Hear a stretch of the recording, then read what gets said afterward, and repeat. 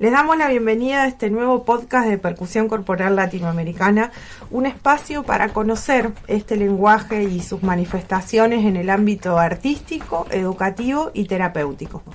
Mi nombre es Rocío Lizalde y junto a Maximiliano Maglianese formamos Latido Americano, una escuela itinerante de percusión corporal que habilita de manera orgánica el acceso a la experiencia musical placentera a partir de transmitir ritmos y culturas de Argentina y Latinoamérica.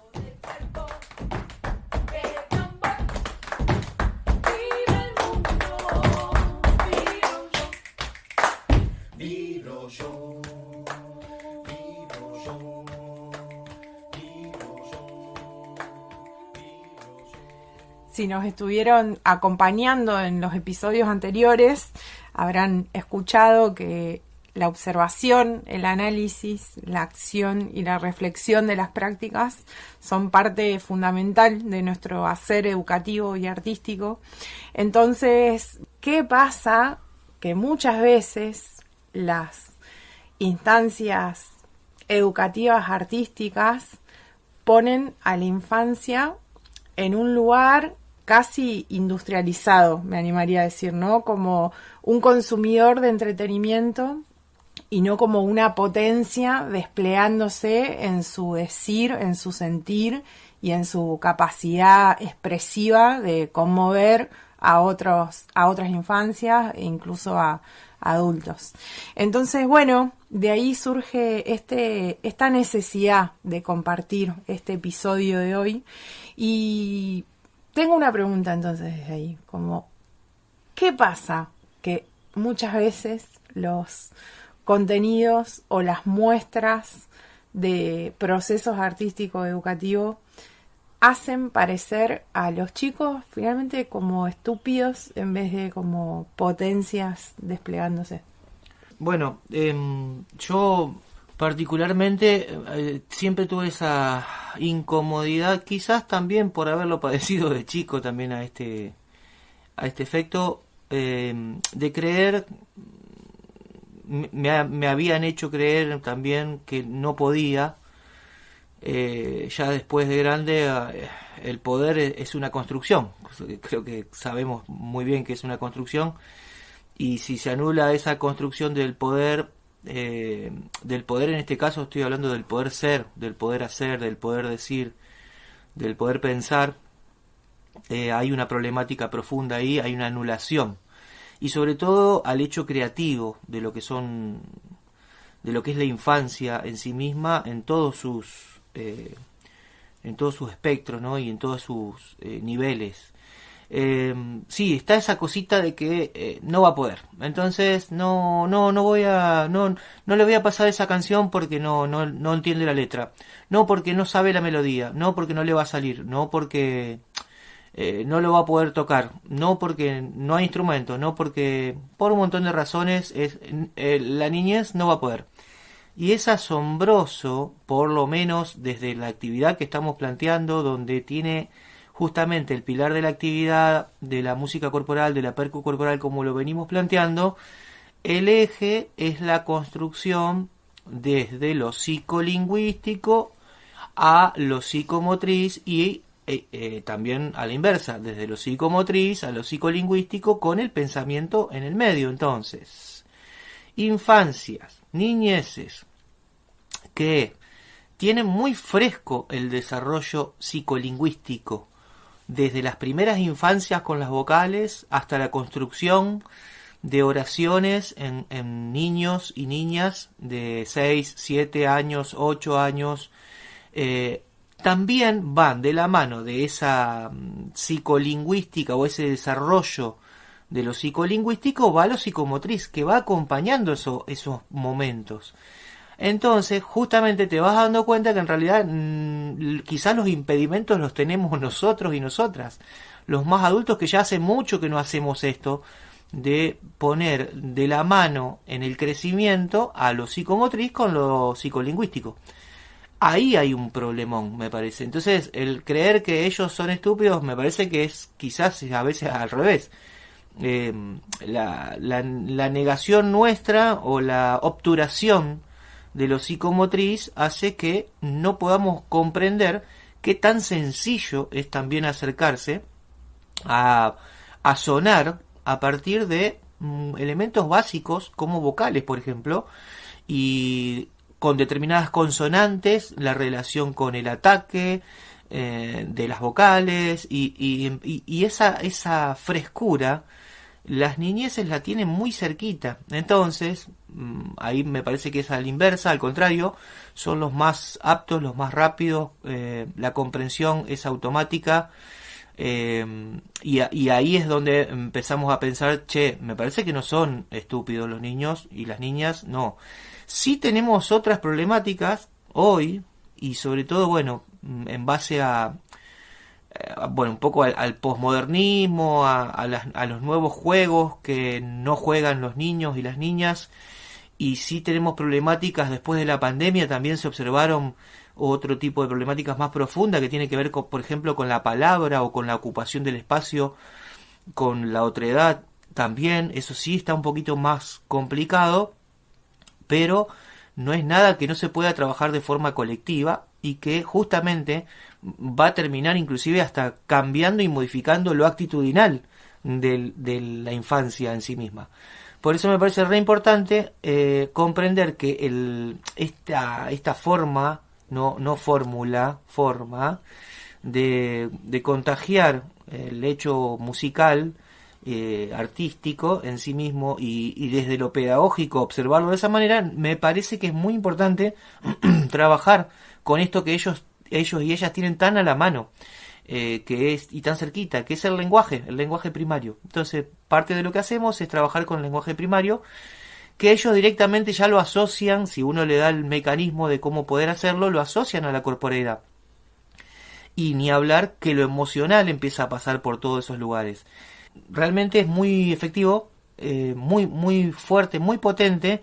Y lo otro que es importante es el abordaje del repertorio también a partir de esto. Sí, ¿querías decir algo, Rosy? Y después ya nos metemos en el repertorio. Sí, pienso que qué pasa también con las discapacidades, ¿no? Al momento de universalizar nuestro discurso en este momento, ¿no? Tenemos como esa tendencia a decir, bueno, el desarrollo psicomotriz y el psicolingüístico van a la par en la generalidad de las personas, y hay un momento donde eso se detiene, se empieza a obstruir en general por los condicionamientos sociales de la vida adulta, normal también en un genérico. Obviamente que sabemos que no es lo mismo ser adulto en la urbanidad que ser adulto en el campo, crecer en una adolescencia en la Patagonia o en el norte argentino, ser infancia en una ciudad gigante a ser infancia en una escuela rural, ¿no es cierto? La intención cuando estamos hablando de estos temas, obviamente, es que cada quien pueda aterrizarlo en su territorio, ¿no? Pero hay una tendencia a que, bueno, está el prejuicio del no pueden con las infancias en general, y se me despierta también esto de, bueno, y con las infancias con discapacidad muchas veces está todavía más el prejuicio de no pueden. Totalmente, y bueno, yo ahí creo que la incapacidad es nuestra, básicamente. En realidad los chicos y las chicas con capacidades diferentes o discapacidad, como quieran ustedes nomenclar esta situación, me parece que inclusive tienen hasta el desarrollo del sistema propioceptivo mucho más elevado que el de alguien que está todo el tiempo influenciado por la vista y por el oído del consumo y del mercado. Entonces, obviamente tienen hasta cosas más desarrolladas que si uno aborda este lenguaje de lo psicomotriz y psicolingüístico termina acercándose de otra manera. Y sí podemos notar que nos acercamos de otra manera. El tema es saber cómo acercarse. Esa es por eso digo, la discapacidad o la incapacidad creo que es más nuestra como educadores que las infancias como como educando, pues en realidad lo que tienen es formas diferentes de comprender las cosas. Ahí también vamos a abordar un poquito lo de cómo comprender y cómo escuchan hoy los niños y las niñas. No quiero olvidarme, después recordármelo, Rocío, pero quería ir también a esto del repertorio también. El repertorio también influye mucho, por eso también eso que nombraste de la urbanidad, de la ruralidad, de las escuelas chicas, de las mega escuelas o mega monstruos escolares, donde hay hasta hacinamiento de niñeces, y si lo pensamos más profundamente, bueno, llega a ser como un freak lot de la educación, ¿no?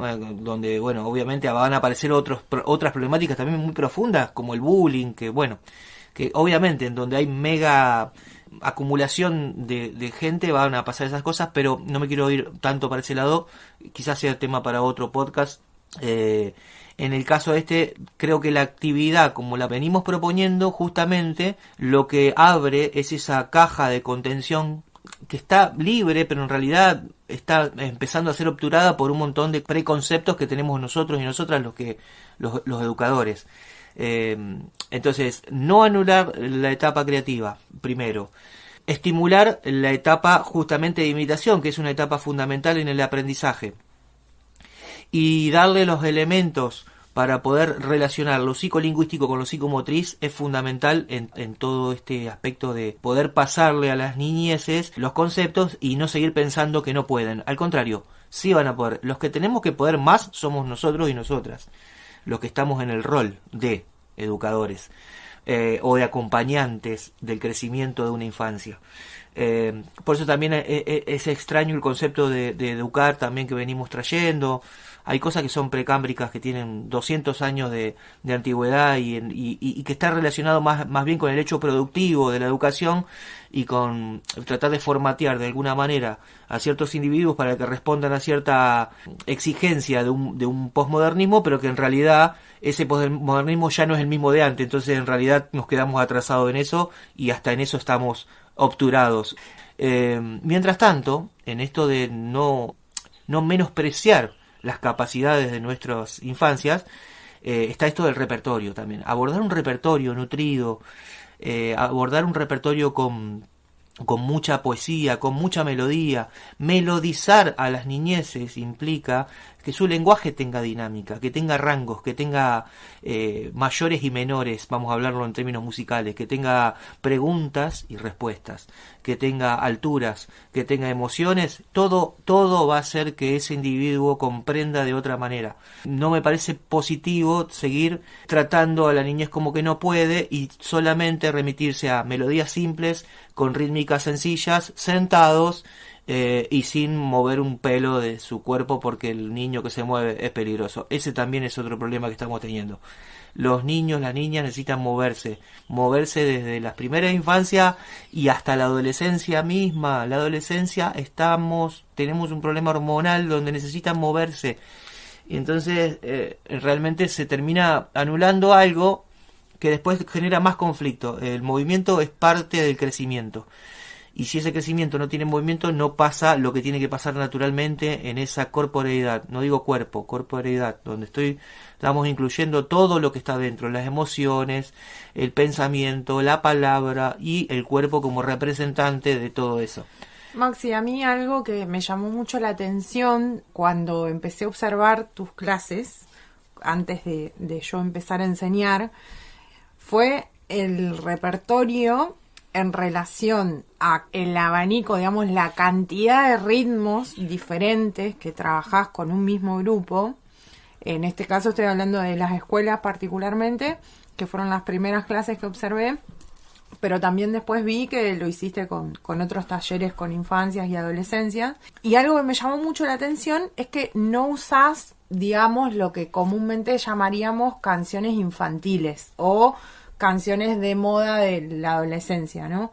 Y veo como una tendencia en general, no tengo una estadística científica como para decir que esto es tal porcentaje de docentes trabajan con solamente el repertorio de canciones infantiles, pero digo, pasamos por bastantes escuelas. Yo en mi condición de reemplazante también circulo un montón por muchos lugares distintos y hay una tendencia a elegir un repertorio calificado o clasificado como infantil. ¿Por qué vos elegís otro repertorio? Bueno, yo creo que, para mí hay antecedentes también que son interesantes para observar nosotros y nosotras, los que tenemos más de 40 años y los que tienen más de 30 y los que tienen más de 50, nos criamos escuchando a María Elena Walsh, donde la melodía, la metáfora, la rítmica, las rítmicas eran parte de una construcción y realmente teníamos un montón de elementos psicolingüísticos aplicados al pensamiento que eran más que interesantes. No es una problemática el repertorio. Sí me parece también que el repertorio en sí mismo trae un ADN de conducta y esa es la conducta que vamos a lograr que imiten nuestras niñeces. Entonces, volviendo a la pregunta del podcast, si son estúpidos los niños o no, y si le das un rapper estúpido, van a ser estúpidos. Uno es lo que escucha en la vida. Entonces, en gran parte, ¿qué es estúpido y qué no es estúpido, no? Tratarlos como que no pueden, me parece estúpido. Tratarlos como que no van a entender, me parece estúpido. Entonces, vuelvo a lo mismo. ¿Quiénes son los estúpidos en este caso? ¿O quiénes somos los estúpidos?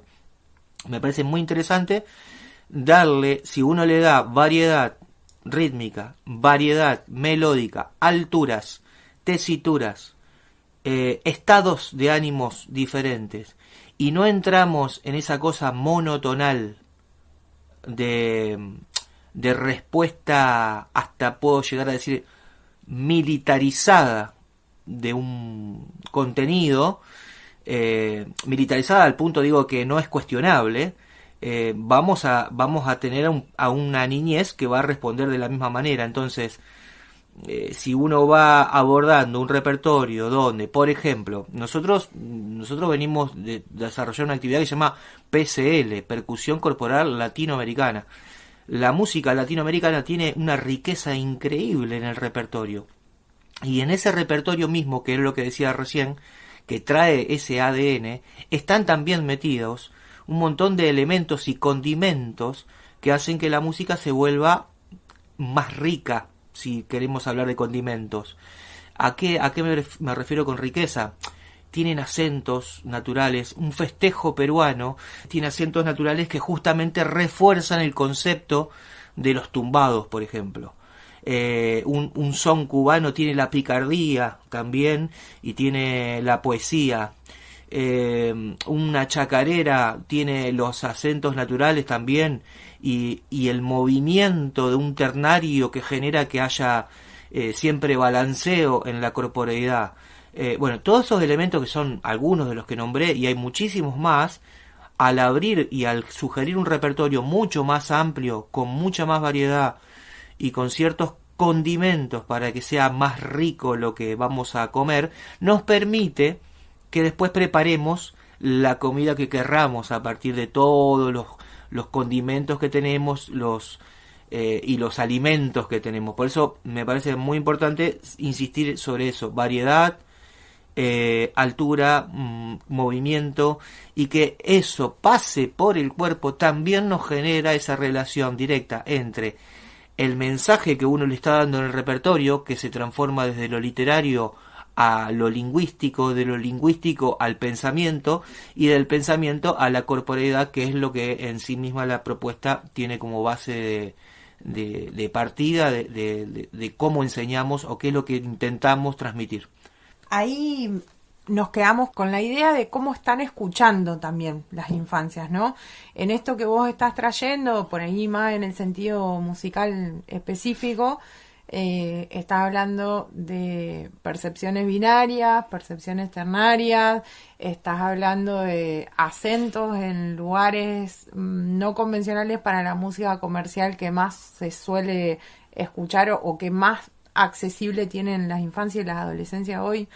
Y en eso hay unas tendencias de cómo se está escuchando y hay procesos de cambio en la manera de escuchar y de percibir que las notamos cuando proponemos hacer cosas y nos encontramos con ciertas dificultades.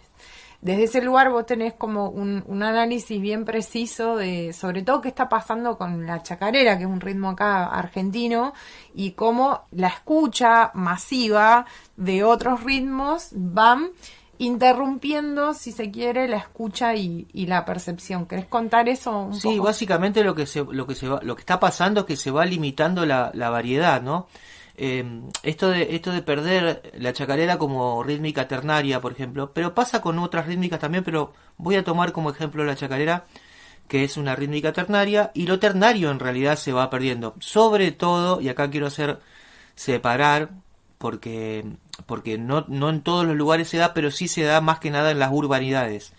La urbe está binarizada, y lo ternario tiene características que son muy, muy particulares en lo profundo y el movimiento, ¿no? El balanceo que te genera lo ternario. Con la chacarera está pasando algo parecido. Lo voy a poner ahora como ejemplo y lo voy a mostrar qué tan fácil es pasarse de lo ternario a lo binario. Parece hasta imperceptible al simple oído, pero al mismo tiempo ¿qué es lo que perdemos en ese trayecto de lo ternario a lo binario? Por ejemplo, una chacarera que sabemos que es ternaria, y podemos identificarla primero con el 3/4, ¿no? Que es lo más sencillo. Voy a contar y voy a tocar acá el bombo y voy a mostrar un poquito cómo sonaría una chacarera en 3/4. Cha, tum, tum, cha. Cha, tum, tum. 1, 2, 3. Ahí tenemos un ritmo ternario básico, ¿no? Ahora, cuando pasa al 6 octavos, que tiene más subdivisión, pasa esto. Om.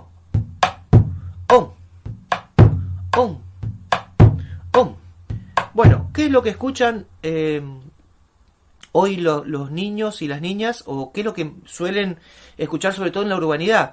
Esa ternariedad la empiezan a perder y la binarizan, porque casi todo lo que están escuchando los niños y las niñas de la urbanidad son rítmicas binarias, del reggaetón, del trap, del rock, lo binarizan. Entonces esto, 1, 2, 3, 1, 2, pasa a ser esto automáticamente. Voy a contar para que se note.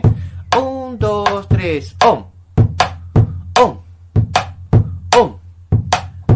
Que yo le llamo el síndrome tutá, que en realidad sí, parece gracioso, pero es un síndrome que no es malo, sino que lo ternario empieza a ser binario y se transforma en una milonga canchengue, o sea, cha, tum, ta. Por eso del tutá, porque se transforma en eso, en el síndrome ese de sonoramente parece que dice tutá. Bueno, eso es muy frecuente, está pasando ya hace muchos años y ahora cada vez se lo siente y se lo ve más. Entonces ahí ya tenemos una pérdida de lo ternario. Y lo otro que pasa también, de pasar de esto, de ternario a esto,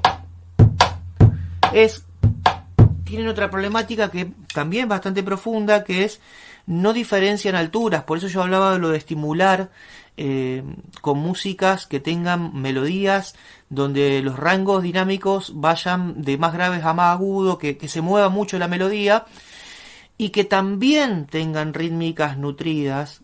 ¿Por qué? Porque no solo está pasando esto de la binarización de las rítmicas o de las melodías rítmicas también, sino la monotonalidad de las melodías. ¿Por qué? Porque hay muchas referencias de eso, o sea, se está perdiendo por los referentes musicales que están dando vueltas en las redes, en todos los espacios invasivos, y también los referentes de cómo hablamos, ¿no? Porque también uno empieza a sonar o a escuchar como habla, o al revés, empieza a hablar como escucha.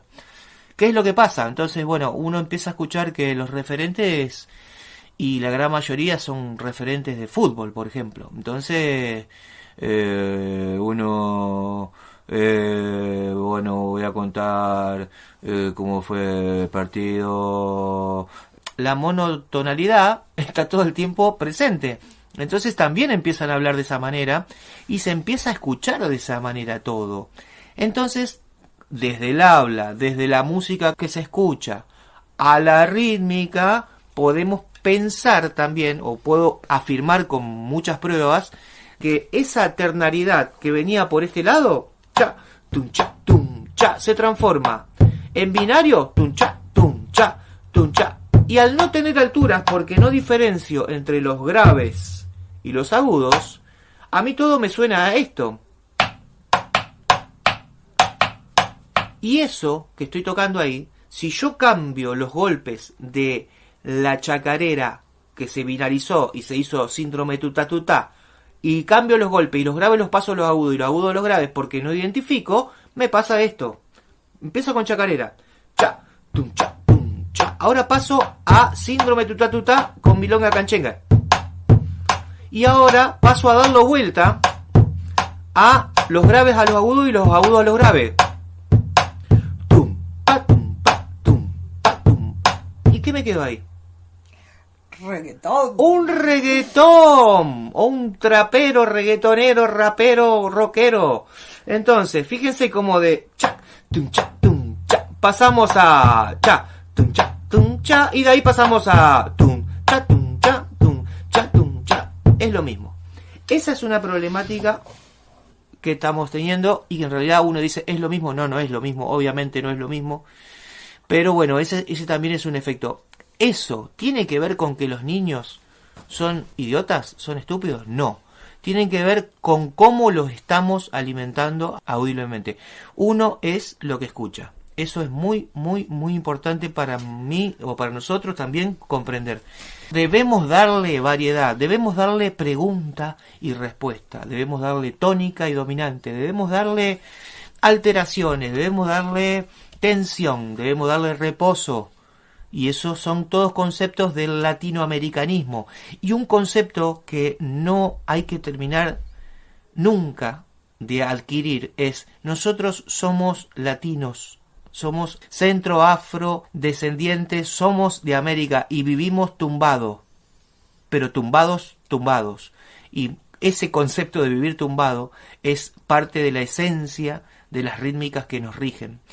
Y hablamos de forma tumbada y tenemos movimientos tumbados y nos llegamos a fin de mes porque estamos tumbados todo el tiempo. Entonces esos conceptos, una vez que uno lo empieza a adquirir, también empieza a ser parte de esa coherencia entre lo que pienso, digo y hago. Si yo no sé que existe un tumbado, voy a pensar que siempre estoy en la cima y voy a pensar que siempre... Pero ¿saben qué? Le voy a contar un poquito, te cuento ahora a vos y le cuento al público. Cuando a uno le toca viajar un poco y va a otros lugares, no deja de ser un sudaca. Siempre es un sudaca. Así que bueno, entender el tumbado, entender el lenguaje, entender las rítmicas, entender la pregunta y la respuesta, entender las claves, que son conceptos muy importantes, por donde tiene justamente pregunta y respuesta, donde tiene reposo y tensión, o tensión y reposo, donde desde ese lugar se amplían todo un espectro. No es pensar que los niños no pueden hacerlo, porque sí pueden hacerlo, realmente lo pueden hacer. El tema es uno tener las herramientas para poder transmitírselos. Creo que uno es lo que escucha en la vida y es un montón de cosas más. El ser, obviamente que es algo muy complejo y no lo estamos hablando desde un lugar de reduccionismo, pero sí desde visibilización, ¿sí? Es esta la llamada a tocar estos temas, a entender que los ritmos son instrumentos para comprender lo humano. La diversidad que somos vive en la diversidad que suena, y simplemente la intención es que lo comercial, lo industrial, no arremeta contra lo que venimos siendo hace bastante tiempo y lo que todavía sigue vivo, que por más que tal vez no tenga 10 millones de seguidores en YouTube y no sé cuántas visitas, o que no esté en TikTok, no significa que no esté vivo, siendo cultura, haciendo felices a personas que están en esos territorios o despertando las corporalidades y las capacidades expresivas en personas de todo el territorio. Entonces, esa es la intención de este capítulo, que pasamos por los prejuicios que nos solemos encontrar, pasamos por la diversidad de estados y situaciones que encontramos, pasamos por las llaves que habilitan el repertorio y llegamos a este lugar de cómo estamos escuchando. Finalmente es para entender también quiénes estamos siendo y qué estamos ofreciendo al momento de potenciar lo que cada infancia, cada adolescencia que transita por nuestras clases puede ser también. Totalmente. Y una cosita que quería agregar que tiene que ver con esto de la pregunta, ¿no? De este podcast, de si son estúpidos o no. Hay una problemática que sí tiene que ver con las motricidades, que me parece que hay que empezar a trabajar de otra manera, que hay que acompañarlos más y hay que sugerir que se muevan, que nos movamos más nosotras, y que se muevan más los chicos y las chicas, porque hay dentro de la motricidad, como dije anteriormente, la psicolingüística tiene un devenir en la psicomotricidad, pero la psicomotricidad también tiene un devenir en la psicolingüística. Entonces, al tener niños y niñas que están todo el día con el teléfono, o con la computadora, o con la televisión, o con actividades que no relacionan mucho el movimiento del cuerpo, el movimiento de las piernas, el movimiento de las manos, de los dedos pulgares fundamentales, con fortaleza, no con destreza de botones, sino con fortaleza, hacen que vayan perdiendo también algunas cuestiones desde lo psicolingüístico, y me parece que por eso también la actividad tiene un gran desarrollo en lo psicomotriz y es un gran aporte al crecimiento de nuestras niñeces. Entonces, antes de pensar que no puede, primero pensemos nosotros qué podemos hacer y qué podemos hacer para que cambie esta tendencia, porque esto también que dije de la chacarera y de la binarización y la reggaetonía de la vida, por ahí tiene que ver también con que terminamos de hablar de esto y vamos a un acto y lo primero que hacen las maestras o los maestros o quien fuere en el recreo o en el acto le pone un reggaetón para que el chico esté contento, y eso también es un tema. Entonces vamos a buscar las formas de que justamente nuestras infancias crezcan con variedad. Necesitamos variedad de todo, desde lo melódico, de lo rítmico, desde lo sonoro, desde el cuerpo, y que crezcan a partir de esa variedad, estimular la creatividad. Es muy difícil estimular la creatividad si no hay referencias. En etapas de imitación, si yo no tengo a quién imitar y no tengo que imitar y solo lo que imito es lo que hacen adultos que van a la cancha o adultos que me ponen reggaetón o adultos que me dan un teléfono para que aprenda, es muy probable que solo pueda imitar eso. No es algo muy loco lo que estoy planteando. Entonces, cuanto más variedad demos, cuanto más movimientos ofrezcamos, cuanto más psicolingüística relacionada con la psicomotricidad otorguemos, más variedad vamos a tener, y cuanto más variedad haya, más creatividad y posibilidades de explotar todo el potencial que tienen nuestros niños y nuestras niñas va a existir, va a haber. Así que bueno, desde ese lugar me parece fundamental seguir insistiendo. Ya son muchos años de insistir, pero bueno, seguiremos mucho más hasta que algo pase. Sobre todo entendiendo que también los modelos que están al alcance de la mayoría de las infancias que simplemente tienen acceso a tele o a teléfono o tablet, pasan también por esa superficialidad, ¿no? Entonces hay toda una tendencia a lo efímero, a la fama, al dinero fácil y al éxito como esa única forma y ese único modelo. Y si estamos siendo docentes, no podemos aspirar a ese éxito, ni para nosotros ni para nuestros pibes.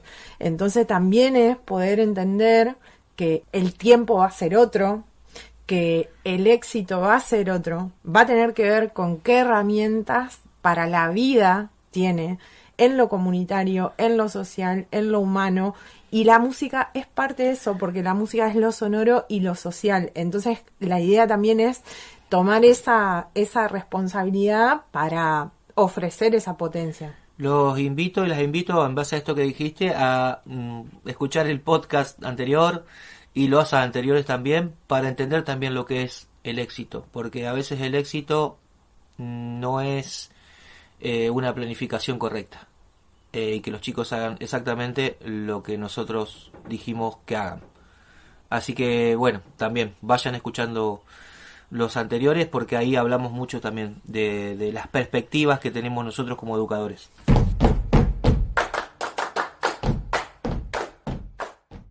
Bien, nos pueden encontrar entonces también en nuestro canal de YouTube, La Tío Percu.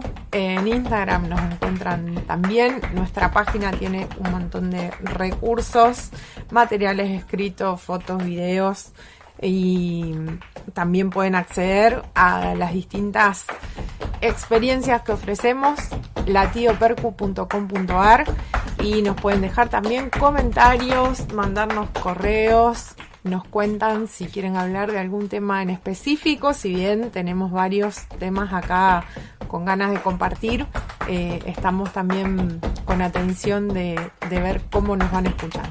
Un abrazo grande y nos encontramos en el próximo episodio. Entretenimiento, la música no ha de ser, cuando el alma es la conciencia, en la palabra y la voz, donde viajan las historias del que alguna vez sintió.